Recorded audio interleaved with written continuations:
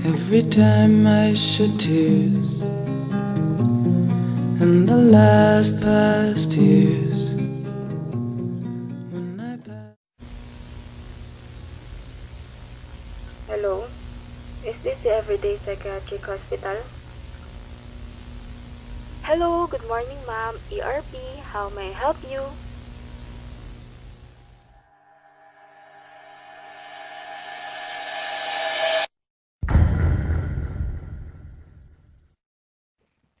Caesar is a young boy who lived with his family.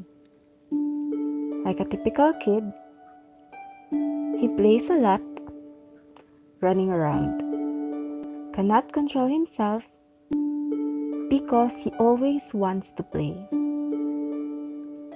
Caesar enjoys his company with his siblings and friends and even his parents, and wants to spend time with them. Life is perfect back then, until one day. When Caesar reached his teenage years, he experienced ups and even downs. He thought it was just the same when he was still a kid, when he got adolescent years. Growing up had never been easy for Caesar. His father physically abuses Caesar, whom he thought is a person he can rely upon. Whenever his father is angry, he bursts out in anger and beats Caesar even in small things. What's unfair is that Caesar had no idea where does the violence came from. Every day is a struggle for Caesar.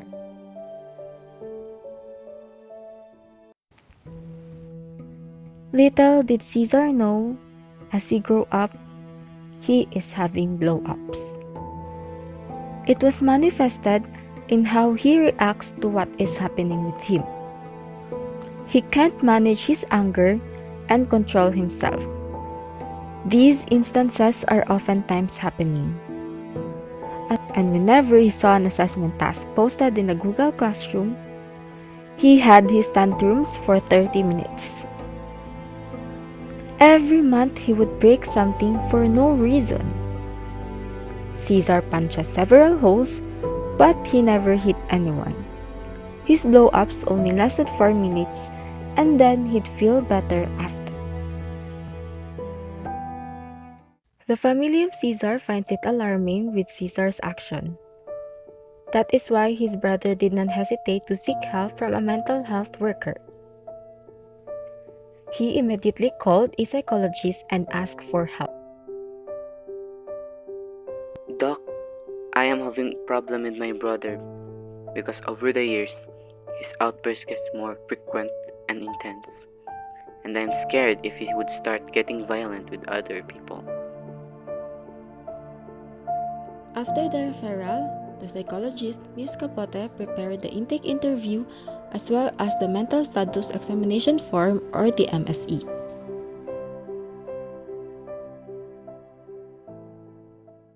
Good morning, sir. I am Ms. Capote, the psychologist of the ERP hospital. So right now, we will be having an intake interview.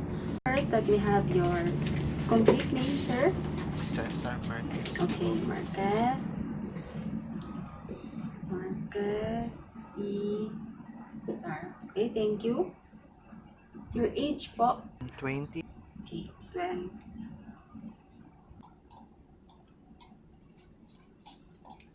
Can I have your father's name? Jose Marquez po.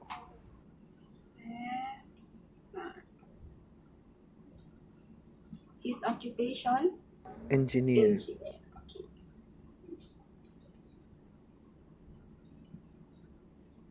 Can you describe what kind of person is your father?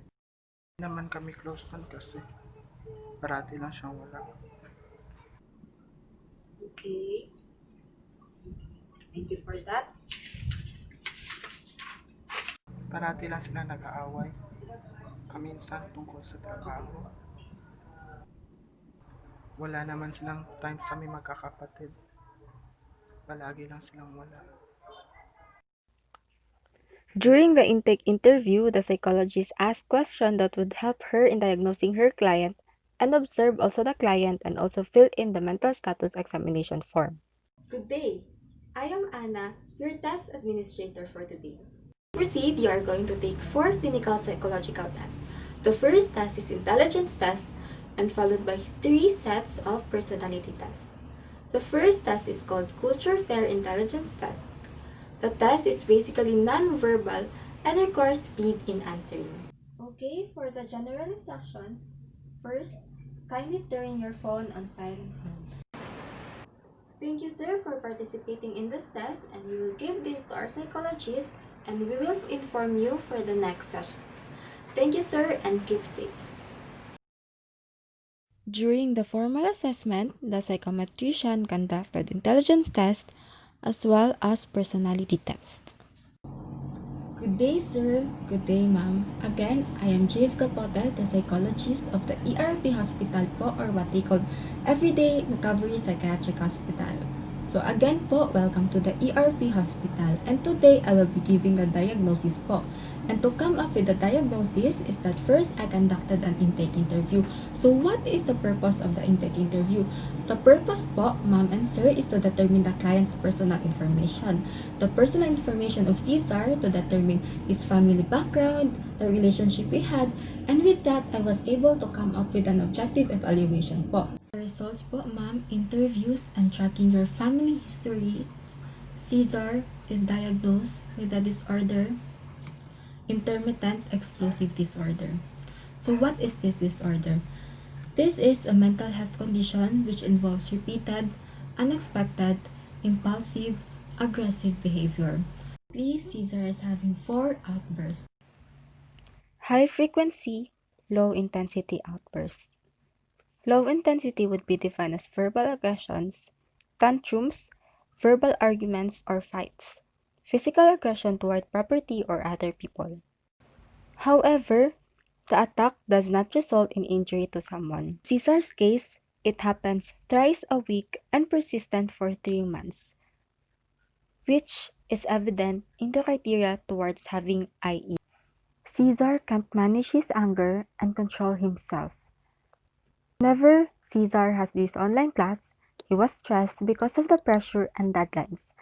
And whenever he saw an assessment task posted in the Google Classroom, he had his tantrums for 30 minutes. The second one po, ma'am, is having hyperactive amygdala. Amygdala po is the structure of your brain that helps detect fear and threat level. It is the best known for its role to play the processing of fear. As we track po your genogram po, ma'am and sir, is one way to assess a hereditary pattern. That is why also Cesar is diagnosed with IED because it was evident on his father as well as on his father's side. Thank you so much, ma'am. Thank you so much, sir. You may visit our clinic for at least twice a month for additional sessions and feedbacks. And here is also our contact number. Yes po. And it is also shown in the screen. Thank you so much, ma'am. Thank you so much, sir. Again, your information, our responsibility.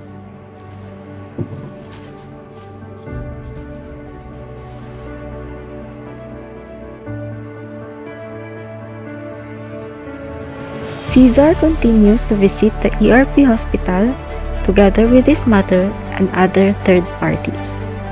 They obey what the psychologist would tell them because they know that it is for Cesar's own good.